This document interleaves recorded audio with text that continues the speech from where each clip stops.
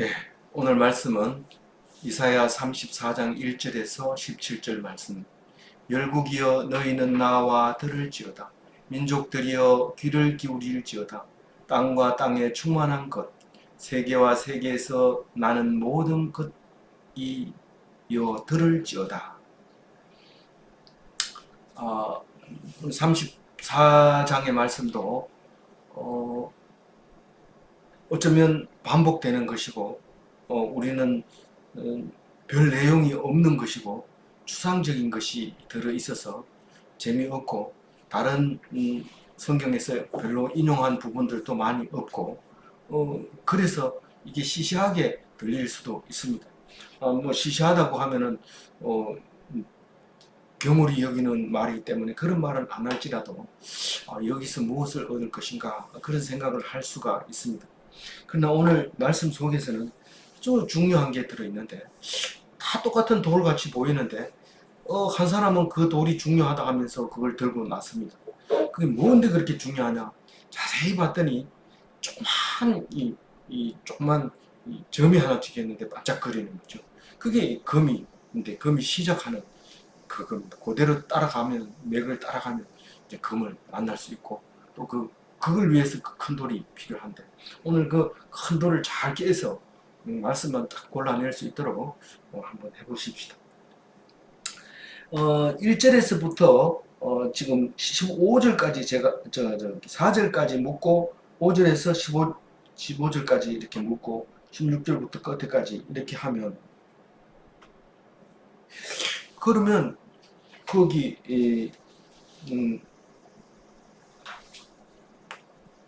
세 단계가 3단락이 되는데 보통 뭐 설교하라 그러면 3단계 설교를 합니다.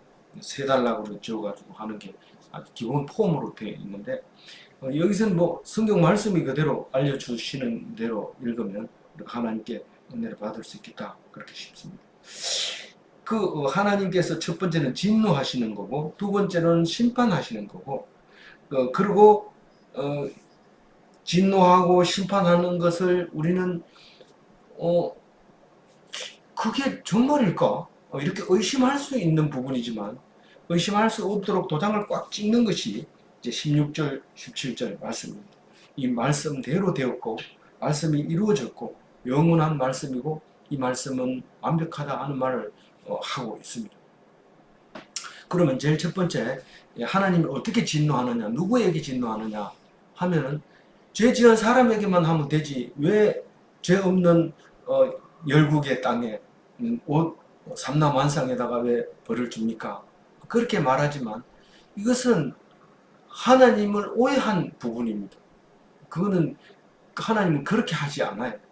그걸 그렇게 노골적으로 하게 되면 하나님을 믿을 것 같지만 아부 떨고 숨기고 오히려 더합니다. 그렇기 때문에 절대로 그렇게 안 합니다. 하나님은 숨어서 누구를 사랑하고 누가 하나님의 자녀고 누가 하나님 백성인지 말 안 합니다. 그냥 똑같이 하는데 믿는 사람은 딱 그렇습니다. 얘들이 여러 사람한테 가서 가르치다 보면은 한 애가 특별하게 기뻐하는 다른 애들은 그만 끝내요 빨리 끝내요 집에 가야 돼요 이런데 한 애만 집에 갈 생각도 안 하고 빨리 끝내라 소리도 안 하고 열심히 합니다. 나중에 알고 봤더니 선생님의 아들이었습니다. 그래 우리는 똑같이 보입니다. 그럼 절대로 그를 내색을 안 하죠. 아들이라는 걸 내색 안 합니다. 똑같이 벌 쓰고 운동장 열바퀴 돌아 그러면 열바퀴 그 아들을 구분 안 하죠. 또 도는데 딱 보면 나중에 보면 딱 판단.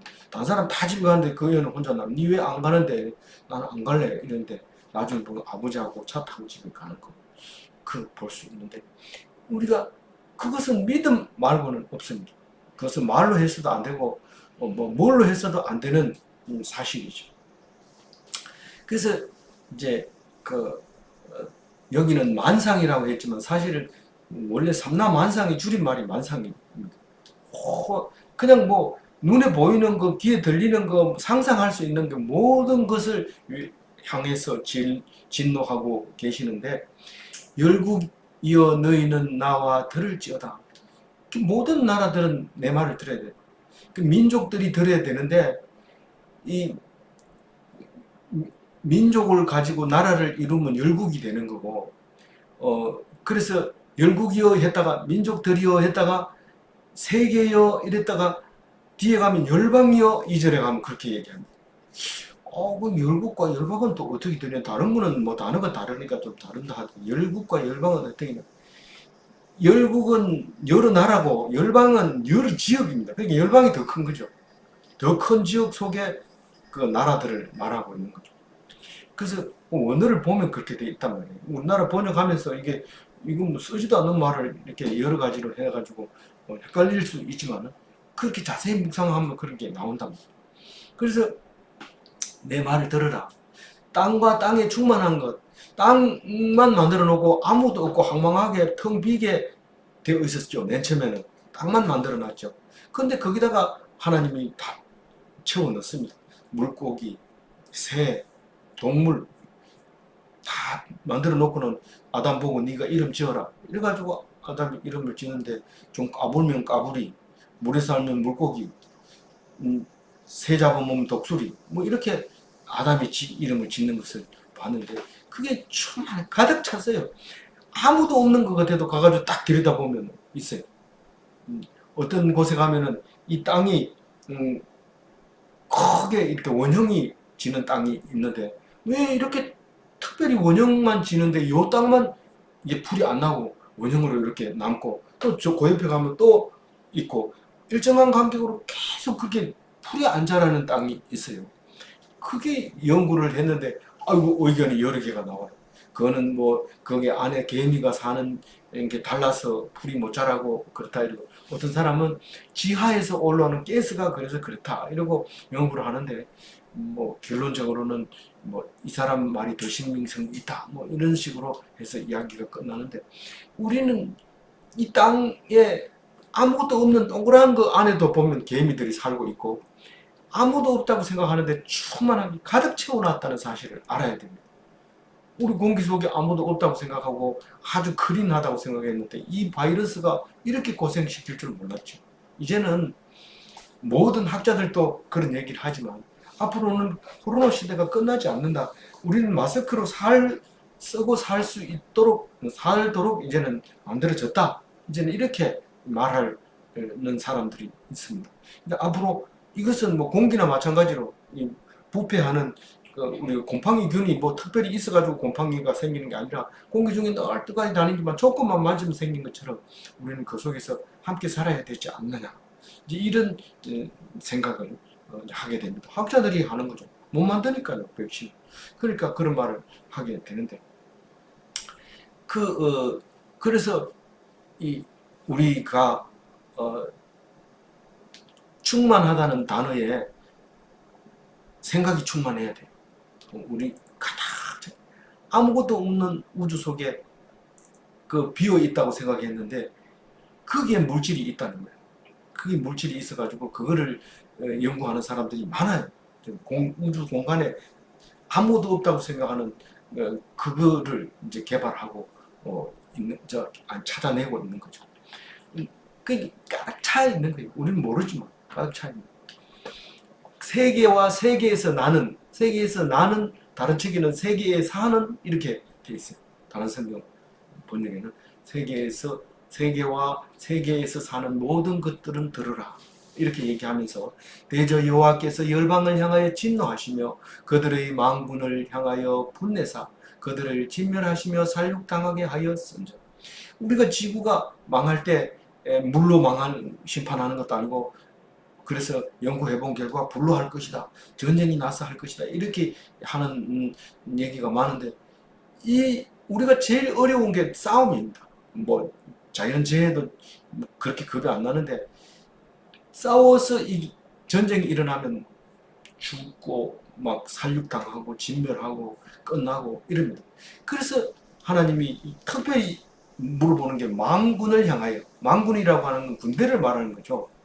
군대 중에서 모든 군대를 망군이라고 얘기를 하는 거예요. 1만 만자를 써서 모든 군대를 향해서 돈을 내는 이유는 특별히 왜 교수나 이런 사람한테는 얘기 안 하고 군대한테만 이렇게 돈을 냅니까?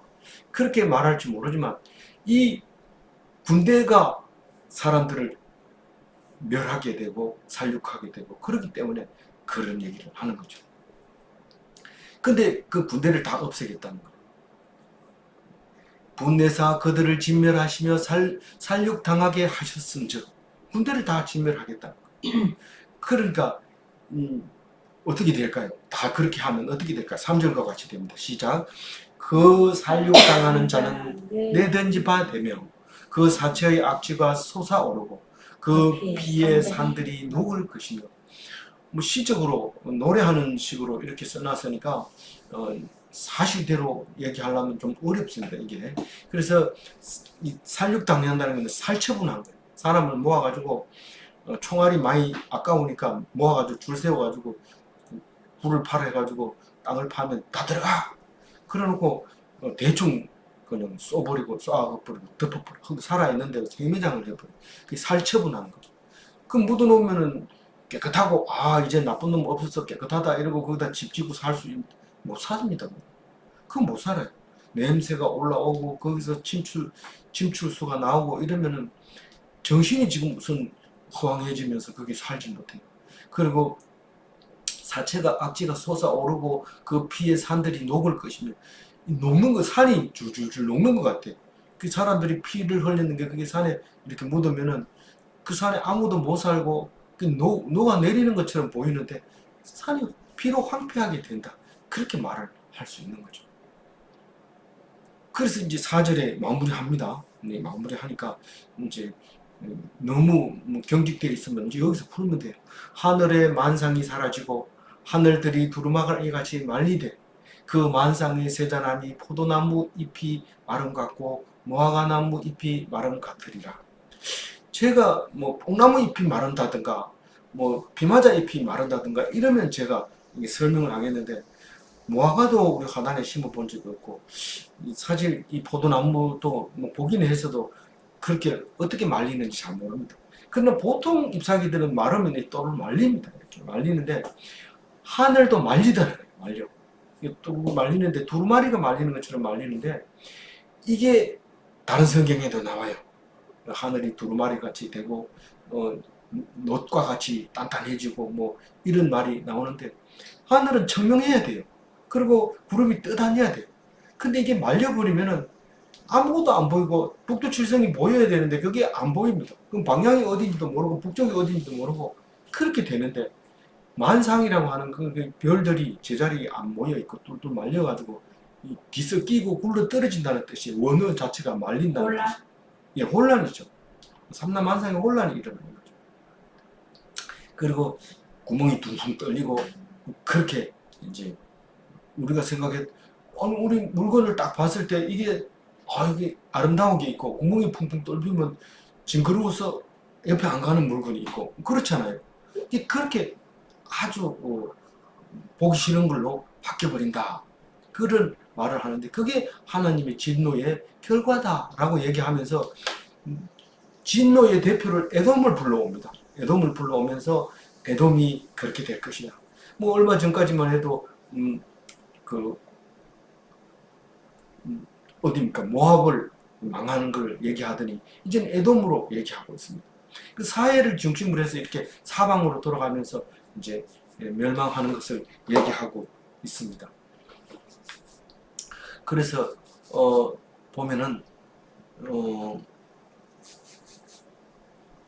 5절 읽어봅니다. 시작. 여호와의 칼이 하늘에서 족하게 마셨은즉 보라 이것이 에돔이 내리며 진멸하기로 한 백성이 내려 그를 심판할 것이다. 칼이 하늘에서 족하게 마셨은즉 이러면 지금 이야기했는 거하고 연결하면 어느 정도 이해가요. 맨 처음부터 얘기하면 뭔 말인지 모르지만 하늘에서 모든 삼라만상을 그냥 멸했어요. 진멸했으니까 충분히 화를 냈다는 거예요. 충분히 진노를 냈다는 거예요. 말렸다는 거는 이제 쏟을 자리를 찾는 거예요. 네, 그렇게 생각을 해보고 합시다. 어쨌든 그래서 하늘에서 이제 실컷 이제 내가 진노를 했다. 그리고 이것이 에돔 위에 내리며 진멸하기로 한 백성 위에 내려 그를 심판할 것이라. 그 에돔은 한 사람이 앉아가지고 왜 에돔만 그렇게 진멸을 해요? 이렇게 말할 수 있어요. 그게인데 그게 처음부터 그렇게 돼 있어요. 창세 전부터 그렇게 돼 있어요. 설마요. 창세 전부터 그렇게 돼 있어요. 아닌 것 같아. 그래도 열심히 공부하면 서울대 들어갈 수 있을 것 같은데 니는 못 들어가게 만들어놨다. 그거 좀 너무한 거 아니에요? 너무합니다. 뭐 왜 그래 말합니까? 우리도 열심히 하면 서울대 갈 수 있다. 이렇게 얘기해야 되지. 처음부터 니는 프로그램이 그렇게 가게 안 돼 있어. 이렇게 얘기하면 기분 나쁘잖아요. 이렇게 얘기하는데 말씀을 읽어보면 알아요. 니는 코가 절대로 크지 않고 니는 몽골리안이기 때문에 콧등이 낮아야 돼. 이게 프로그램 처음부터 돼 있어요. 이게 DNA가 보이지 않는 씨앗으로 마이크로미터로 못 보는 크게 기록을 해놨단 말이에요. 그러니까 그게 안 크는데 거기다 주사를 넣고 파라핀을 넣고 이런다 해서 됩니까? 그건 안 되는 거예요. 그러니까 왜 그렇게 만들었을까? 하나님 앞에 기도하면서 그럼 네가 몽골리안으로서 할 일을 다 해라. 그럼 추운 지방에 가서 해도 코 큰 사람보다는 잘 견디라고 만들어 놨구나. 그래서 추운 지방에 가서 무슨 일을 해도 하면 좋고 이렇게 만들어 놨는데 그걸 모르고 난 추위가 싫어 이러면서 몽골리아는 더운데 가면 적응을 잘 못해. 추운데 가면 이 콧구멍이 짧아가지고 잘 견딘다고 학자들이 얘기해요. 그래서 작정이 돼 있어요. 에돔은 그렇게 망하도록 미리 결정이 되어 있는 그대로 심판을 한다. 그러니까 심판당해도 아무 이상이 없어요. 펄펄 뛰며 땅을 치며 통곡하거나 이럴 필요가 없어요. 왜 처음부터 그렇게 되어 있는 걸 우리가 몰랐을 뿐이지.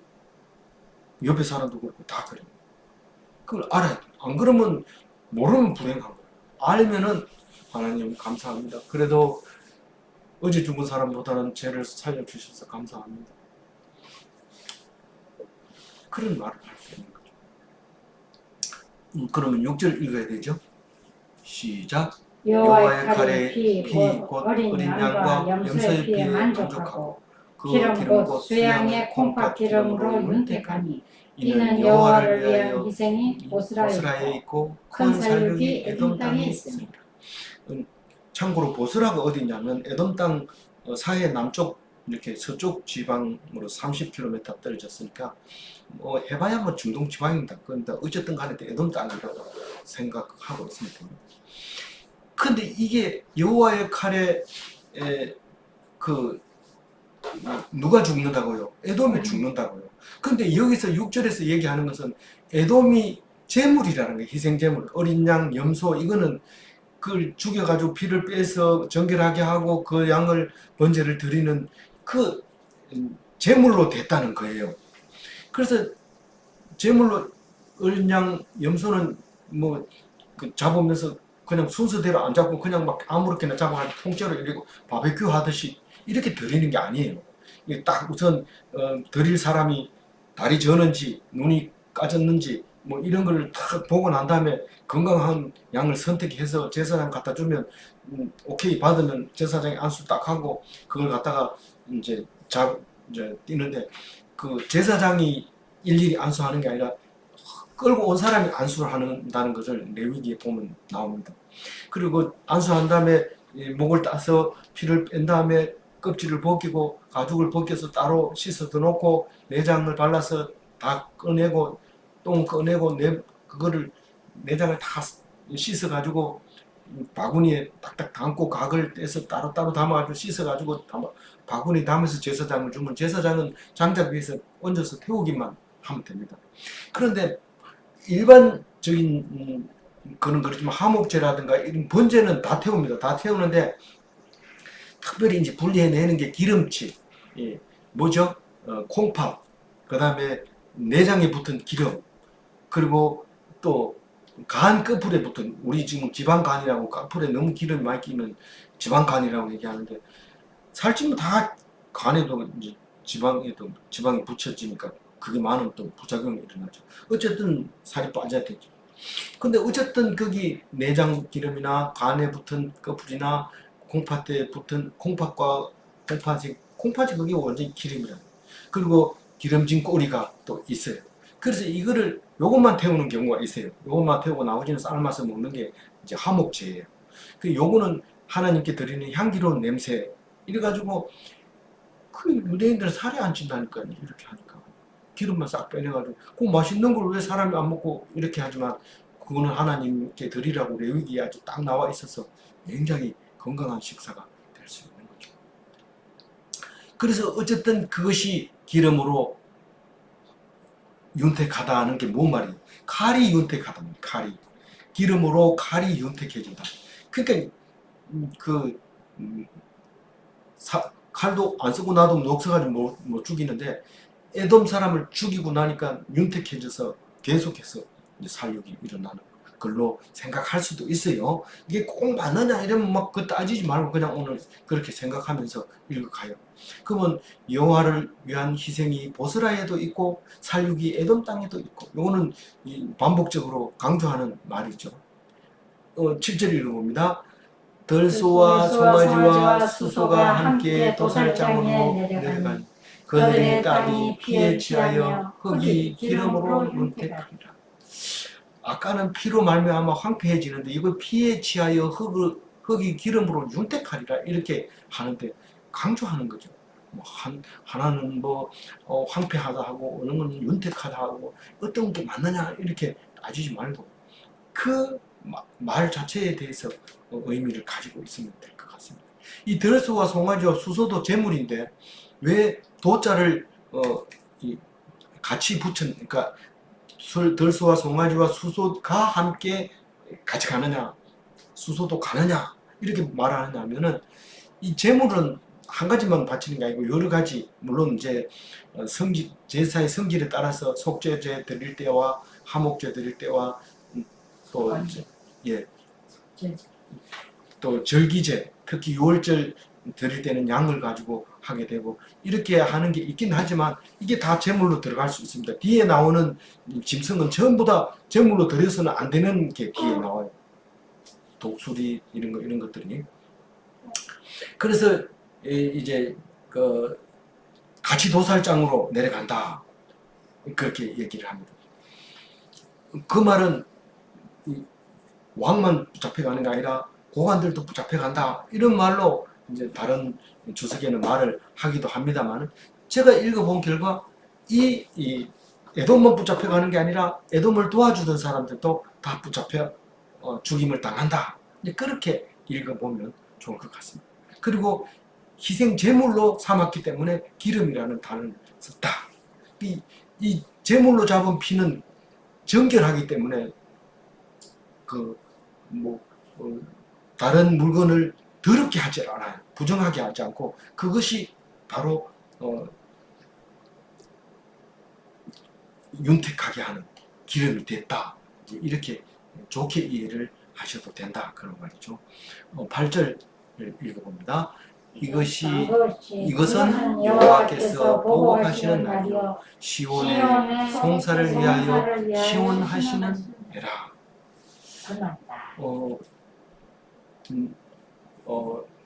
남의 슬픔이 나의 기쁨이요.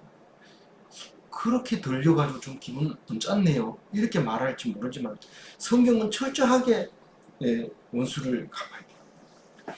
그래서 헤렘이라는 말이 있는데 이것은 남자고 여자고 다 죽이고 짐승까지도 다 죽이고 쓰던 물건도 다 태우라. 그게 헤렘입니다. 너무 무자비한 거 아니에요? 사랑의 하나님이라고 그렇게 강조해놓고는 지금 와가지고 그게 말이 됩니까? 그렇게 얘기할지 모르지만 조금이라도 문제가 되는 것은 어떻게 하라고요? 없애라. 우상 드라빔은 조금 많으니까 주머니 넣어 다니니까 이거 안 버리면 안 돼요. 안 된다. 네가 옳지 않은 부분은 절대로 안 된다. 하나님 편에 서 있지 않는 것을 네가 기히 여기면 안 된다. 크게. 그래서 분명합니다. 적군 아니면 아군 둘 중에 하나입니다.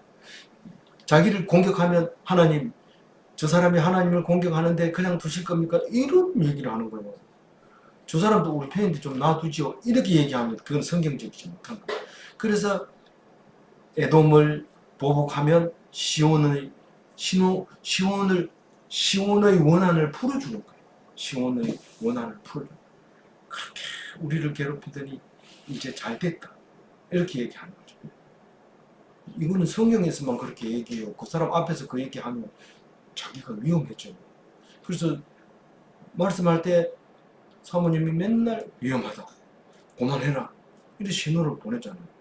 그래서 조금이라도 하늘이라도 더 살게 하려고 그러는데 저는 뭐 마음을 내놓고 목숨 걸고 가겠다 이랬는데 제발 좀 그렇지만 난 싫다 그렇게 얘기하고 나 그럼 안 들을래 이러기 때문에 제가 그 말이 겁이 나서 좀 조심하고 있는 거죠. 9절 읽어봅니다. 시작. 에돔의 시냇물은 변하여 역청이 되고 그 티끌은 유황이 되고 그 땅은 붉은 역청이 돼. 시냇물인지 어떻게 알았어요? 시내들은 나는 이 시내를 읽을 때 그 스트리트를 생각했는데 어떻게 정확하게 읽었어요. 에돔에 흐르는 물은 역청이 흐르고 있는 거예요. 여기 역청. 실제로 거기 역청이 많이 납니다. 거기 그래서 이게 성경을 가지고 그 지리 공부를 충분히 할 수 있다고 해요. 실제로 뭐 석유 개발하는 사람도 이걸 보고 이제 석유를 거기 가서 개발했다고 이 말씀을 듣고 그 중동 지방에 석유가 난다. 왜냐하면 역청이 나기 때문에 아스팔트잖아요. 그게 벙커 CU 바로 위에 있는 거고 그보다 더 이제 밑으로 내려가면 휘발유가 나는 거죠. 석유가 나는 거죠. 그래서 이쪽에는 나중에 역청 구덩이가 많아가지고 전쟁할 때 그 구덩이에 빠져가지고 부닥히는 이런 사건도 생기고 그렇죠. 그래서 거기 한번 불이 붙어 놓으면 잘 탑니다. 유황불도 거기 소돔과 고모라가 탈 때도 유황불이 탔고 거기는 역청 구덩이에 있어서 그도 불이 붙으면 오래 탄다는 거죠. 그래서 10절에 보면 낮에나 밤에나 꺼지지 아니하고 그 연기가 끊임없이 오를 것이며 세세에 황무하여 그리로 지날 자가 영영이 없겠고 이 소돔과 고모라가 망할 때 이렇게 되는데 맨 곳에 가까운 지역이거든요. 뭐 30km 안 떨어지는 그 지역인데 그렇게 될 거라고 얘기를 하고 있습니다. 그 실제로 그 사해 밑으로 꺼졌다고 생각하고 학자들이 연구하려고 그러는데 그걸 어떻게 연구해요?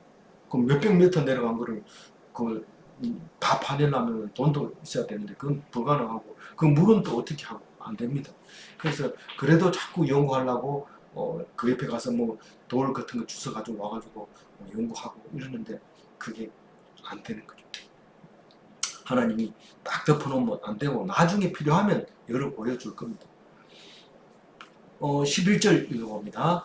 당아새와 고슴도치가 그 땅을 차지하며 구엉이와 까마귀가 거기에 살 것이라. 여호와께서 그 위에 혼란의 줄과 공허의 줄을 들으실 것이죠. 이 당아새는 뭐 쓰지도 않는 말이잖아요. 중국 말이 있으니까 그걸 그대로 땡겨다 쓴 건데 이 히브리 원어에는 카아트라고 했는데 그냥 당아라고 표현한 성경도 있고 영어로는 펠리컨이라고 하고 가마우지, 사다새 뭐 어떤 데는 매라고 번역한 성경도 있어요. 현대어 성경에는 매 이렇게 해놨는데 그 여기 매하고 같은 종류들의 그러니까 육식 동물이에요. 육식 동물인데 고슴도치도 육식 동물이고 성경에는 부정한 짐승이라서 먹지 못하는 건데 그 부정한 새들이 전부 다 에돔 땅에 들어와 산다는 거죠. 다른 예? 부정해졌다. 그런 말 부정해졌다고 말할 수도 있고 거긴 진짜 가서 얻을 게 없다 이런 말일 수도 있고 가기도 싫고 가서도 안 되는 땅이 돼버렸다 이렇게 말할 수도 있습니다. 부엉이도 까마귀도 거기에 살면서 부엉이나 까마귀 전부 까마귀도 육식동물이고 부엉이도 육식동물이고 까마귀는 잡식이지만 여호와께서 그 위에 혼란의 줄과 공의의 줄을 들였다. 그 혼란이라고 하는 줄의 경계선이 없으면 이게 누구 집인지 모릅니다. 줄이 있으면 우리가 이게 줄이요. 어릴 때 초등학교 때부터 우리가 줄 걷는 거 배웁니다. 이 학생 둘이서 짝을 맞춰서 자리에 앉혀놓으면요, 가운데 줄을 제일 먼저 걷습니다. 제일 새 책상에 왔는데도 줄을 가운데부터 쫙 걷는데, 이쪽으로 들어가가지고 걷기도 하고 이쪽으로 들어가서 걷기도 하고 그거에 싸우기도 하고, 어느 책상에 줄 안 거진 책이 없습니다. 이게 본능적으로 그렇게 하도록 돼 있거든요. 그래서 우리가 이 집에 살면서 경계선을 알아야 돼. 안 그러면 불안해서 안 돼. 뭐 차를 얻어 갖다 대는 것도 그렇고 막 그게 불안한데 그거를 정확하게 해주는 거예요. 그래서 혼란이 안 일어나요. 근데 그 줄이 없으니까 꾸불꾸불 하거나 뭐 줄이 왔다 갔다 하거나 이러면 혼란이 오는데, 거기는 줄이 없어서 그렇게 된다.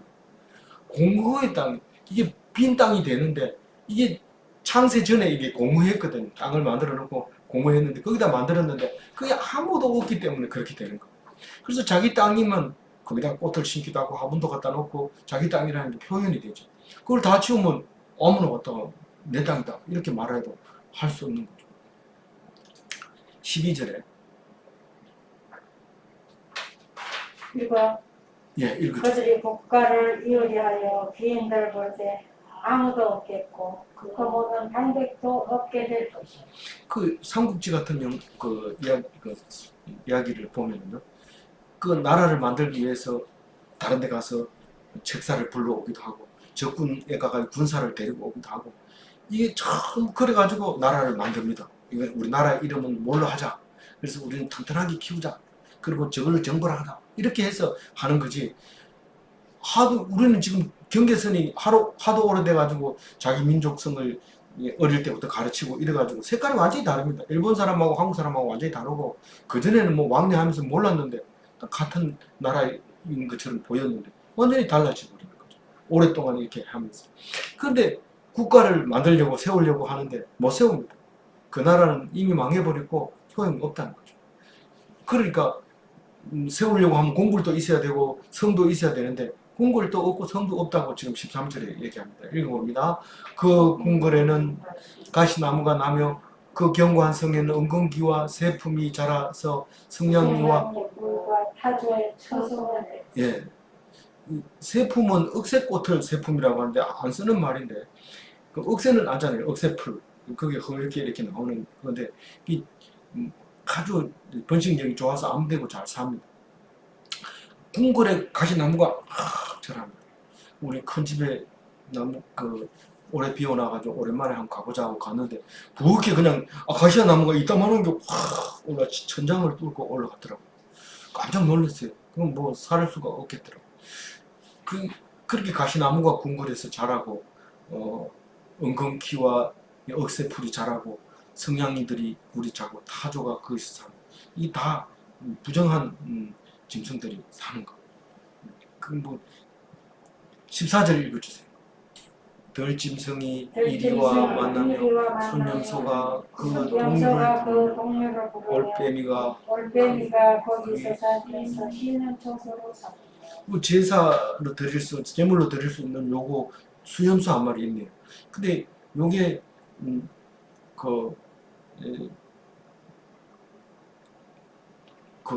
뭡니까?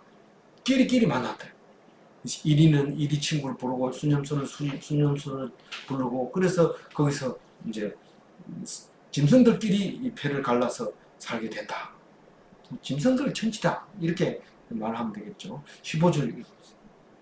부엉이가 거기에 깃들이고 알을 낳아서 그 그늘에 모으며 솔개들도 각각 제 짝과 함께 거기에 모입니다.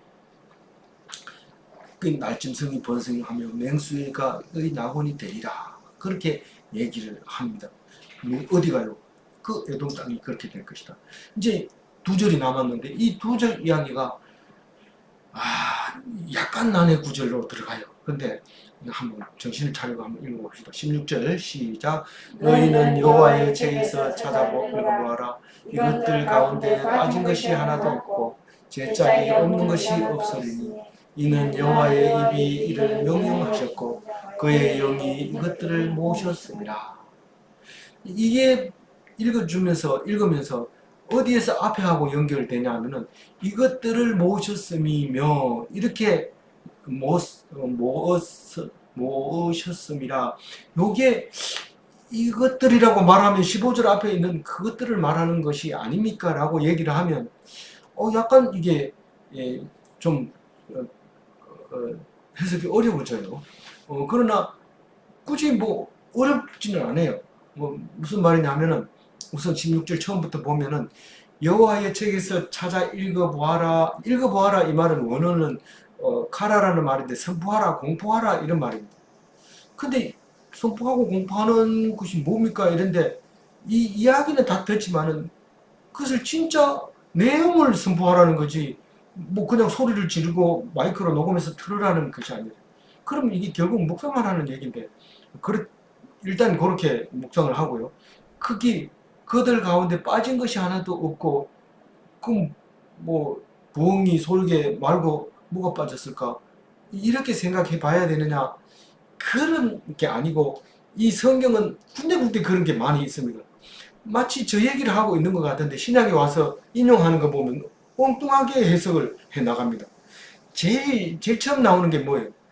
가인이 아벨을 쳐 죽였는데 왜 쳐 죽였냐? 그러니까 아벨이 제사를 받아주고 가인의 제사는 안 받아줬다. 그럼 가인은 왜 안 받아줬냐? 아벨은 왜 안 받아줬냐? 제사를 받아줬냐? 아벨의 제사는 왜 받아줬냐? 창세기에서는 모르죠. 신약에 와가지고 왜 받아줬다 그래요? 믿음으로 드렸기 때문에 받아줬다. 이렇게 말하잖아요. 그건 그 말 자체도 믿음이 필요하죠. 근데 이것도 마찬가지로 빠진 것이 하나도 없다. 이 말은 성경의 무오류를 말하고 있는 겁니다. 사실은 성경의 무오류서를 가지고 많은 사람들이 이야기를 하지만 여기는 지금 성경 스스로가 빠진 게 없다. 하나도 없다. 오류가 없다. 그렇게 말하는 거예요. 그래서 여기 앞에 그 짐승의 명단이 빠진 게 없다. 이렇게 말하는 것은 직접적으로는 1차적으로는 그 메시지로 들릴지 모르지만 그런 말은 아니고 성경의 성질은 원래 빠진 것이 없는 무오류의 말씀이다. 그런 말이고요. 다 짝이 있으며 이 말은 여기 짝 얘기한 거 없잖아요. 뭐 저들끼리 부른다. 이 말은 뭐 말이 어느 정도 될지 모르지만 그런 말은 아닌 것 같고요. 아닌 것 같고요라기보다는 이 말씀을 여기에도 투영해도 보여줘야 되고 저기도 투영해도 보여줘야 되는 게 말씀입니다. 그렇게 하나님이 우리에게 불변한 말씀으로 우리에게 주는 거죠. 그래서 여기에 제 짝이 있다 이러면 신약에 있는 것은 구약에 있고 구약에 있는 것은 신약에 안 나오는 말을 적어 놓지는 않았다는 거고 책도 보면은 그 뭡니까 앞에 말과 끝에 말이 이렇게 같아지는 걸 뭐라고 그래요? 예, 수미상갈이 또 있고요. 병행구절이라고 해가지고 똑같은 내용을 신명기에도 쓰고 역대기에도 쓰고 열왕기에도 쓰고 이런 것처럼 똑같은 이야기를 다르게 또 여기 우리가 묵상하고 있는 이사야서에도 쓰고 뭐 이런 게 있는데 거기에 서로 병행구절일 때도 짝이라고 말할 수 있는 거고요. 그리고 또 뭐가 있어요? 인용 구절이 있어요. 인용 구절이 있는데 그걸 그대로 인용해와도 짝이라고 말할 수 있죠. 근데 왜 소설처럼 한번 쭉 이렇게 적어놓은 책은 성경이 안 됩니까? 안 됩니다. 짝이 있어야 돼요.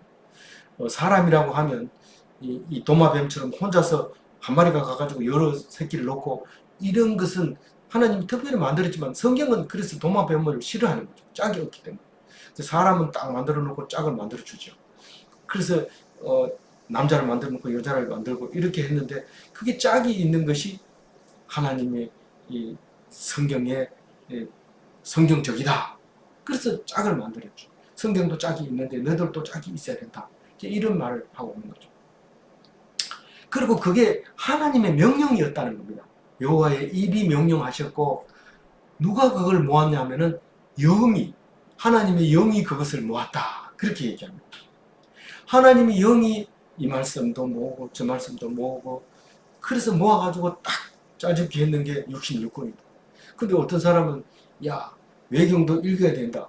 66권은 330년에 그 미케아에서 모여가지고 그 신부들이 결정한 건데 그게 뭐 올라 그러니까 다른 것도 읽어봐서 참고를 해야지 부족하다. 이렇게 말할지도 모르지만 하나님의 영이 그것을 모으셨다고 하는 것을 믿어야 됩니다. 그래서 우리는 왜 그러냐면은 다른 말이 틀리다는 다른 성경이 외경이 틀리다는 말이 아니라 이 성경으로 말미암아 우리가 하나 될 수 있는 거기 때문에 다른 걸 가지고 넣게 되면 그게 해석이 안 돼 있는 성경을 갖다 놓고 마음대로 해석을 하게 되면 안 되기 때문에 66권을 가지고 이야기하고 그거 가지고 우리가 나누어야 된다. 그런 말입니다. 그래서 여호와의 입이 명령하셨고 하나님의 영이 그것을 모아서 우리가 읽을 수 있도록 만드는 게 성경이다 라는 말을 하고 있습니다. 물론 앞에 거하고 이야기를 해서 연결해도 약간은 무리가 있을지 모르지만 이해는 됩니다. 마지막 절 17절 읽어봅니다. 여호와께서 그것들을 위하여 제비 뽑으시며 그의 손으로 줄을 띄워 그 땅을 그것들에게 나누어 주셨으니 그들이 영원히 차지하며 대대로 거기에 삽니다. 그 16절과 17절은 한마디 한마디도 뺄 수 없는 말이에요. 그 뺄 수 없는 말이에요. 그게 하나도 빠뜨리면 안 되는 참 귀한 말씀인데 그것들을 위하여 제비 뽑으시며 이 말은 하나님의 책입니다. 성경을 위하여 제비 뽑는데 어떤 게 옳습니까? 제비 뽑아서 결정하자. 그 제비 뽑는 게 무슨 하나님의 뜻입니까? 성경은 제비 뽑는 게 하나님의 뜻이라고 처음부터 우림과 둔림을 주면서 제비 뽑아서 결정한 그것은 하나님이 결정한 거다. 그렇게 얘기합니다. 그럼 우리도 그렇게 하면 되겠네요. 그렇게 해요. 우리가 어릴 때부터 소목이로 가면 산에서 네가 산을 지킬래, 강가를 지킬래, 농가를 지킬래, 옆을 지킬래 할 때 제비를 뽑아서 결정합니다. 그럼 아무 이의가 없어요. 그러나 또 머리 좋은 사람은 내가 빨리 집에 가야 되기 때문에 옆에서 지킬 테니까 내하고 좀 바꿔주면 다음번에 네가 그렇게 될 때 내가 바꿔줄게 이러면서 서로 바꾸기도 합니다. 그러나 어쨌거나 거기 제비 뽑은 거에 대해서 이의를 달지 않습니다. 아 이거 잘못 뽑은 거야 새로 해주세요 이렇게 말하는 사람이 하나도 없습니다. 우리 인간들이 벌써 제비 뽑는 게 익숙해져 있었는데 어느 때인가 딱 나타나서 왜 나만 그래요? 나는 그렇게 할 수 없어요. 사람 누가 다 똑같아야 되잖아요. 그러면서 전쟁을 일으키고 전쟁을 일으키지는 않고 내분을 일으키고 이의를 제기하고 데모하고 그렇게 하는 거예요. 이거를 성경을 못 모르니까 거기에 순종할 수 없는 게 나 하나님을 믿어도 당신은 안 믿겠다. 그렇게 하는 거죠. 물론 뭐 속이는 경우가 없다고 말할 수는 없지만 그거를 네가 판단할 필요는 없지 않느냐는 거죠. 그것은 하나님이 언젠가는 재판을 해줄 테니까 네가 재판장 세우지 않았으면 그건 하나님이 해준 걸로 알고 순종해서 살아라. 그런 말이죠. 그래서 제비 하나님이 뽑으셨어요. 그리고 하나님의 손으로 줄을 띄워가지고 딱 여기서는 레위지파는 땅이 없지. 거기 유다 지파는 여기까지 너 땅이다. 여기는 베냐민 지파, 조위는 아셀 지파. 뭐 이렇게 하나님이 딱 정해줬다는 거예요. 물론 여기 부흥이가 살 수 있도록 이렇게 라운다를 쳐놓은 것도 하나님이 해줘서 부흥이가 그거 말고 다른 솔개 둥지로 들어간다든가 이런 일이 절대로 없습니다. 하나님이 딱 해주면 그대로 사는 수밖에 없어요. 그래서 그것들을 이제 다 나누어 주면서 그 안에서 살아라. 근데 영원히 살아라. 영원히 거기서 살고 대대로 거기 살아라. 가나안 땅을 분배받 주면서 계속 하는 소리가 영원히 대를 이어서 자손에게 물려줄 땅이다. 넌 영원히 살 땅이다. 그래서 그걸 외웠는데 바벨론 포로에 다 끌려가고 난 뒤에 그럼 성경이 거짓말인 거가? 그럼 말을 여태까지 그럼 우리가 쏘고 거가? 쏘고 게 아니라 하나님 말씀을 잘못 읽은 거다. 2000년 전부터 3000년 전부터 하나님 말씀을 가지고 잘못 읽어왔다. 우리도 성경을 보면서 자꾸 잘못 읽고 있어요. 그걸 똑바로 가르쳐 주면 그건 말도 재미없고 바빠요 안 들으래요. 이렇게 한 거예요. 그걸 바벨론 포로 가가지고 바쁜 게 어디 있어요. 맨날 일하니까. 그러니까 막 낮에 죽을 고역을 하고 밤에 들어와가지고 그 힘든데도 그 성경을 다시 쓰고 필사하고 그래가지고 그 두루마리를 들고 이제 귀국을 하게 되잖아요. 시온 이점이잖아요. 시온을 찾아오잖아요. 그게 우리에게 우리 손에 왔단 말이에요. 그 손이 성경을 영원히 안 없어지게 한다는 말씀이 어제 나왔나요? 언제 나왔죠? 그 성경은 우리에게서 안 떠나고 영원히 우리 손에 남아 있습니다. 영혼이라는 것은 내가 죽어도 계속 나온다는 얘기입니다. 그리고 안 없어진다는 얘기입니다. 그래서 대대로 이것을 이어가는 게 이게 우리 기업이구나. 이제 이렇게 생각하는 거죠.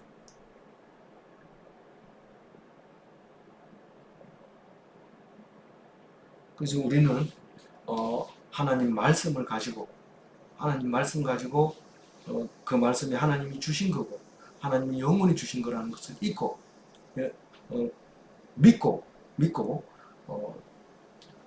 성경에서 힘을 얻고 목적을 깨닫고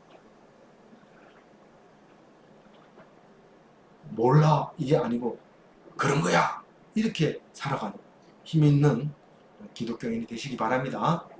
네, 기도하겠습니다. 하나님 감사합니다. 우리에게 말씀을 주셨지만은 오해하고 세상 것에 매여 있었을 때가 있었습니다.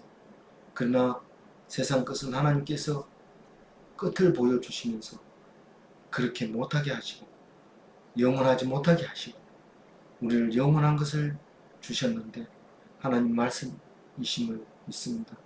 이 말씀 꼭 붙잡고 죽지 않게 하시고 이 말씀 몰라서 살아 있어도 산 게 아닌 것을 모르고 산 그런 어리석은 자가 아니라 하나님 말씀으로 말미암아 지혜롭고 지식이 넘치고 구원받는 그런 삶으로 살게 하여 주옵소서.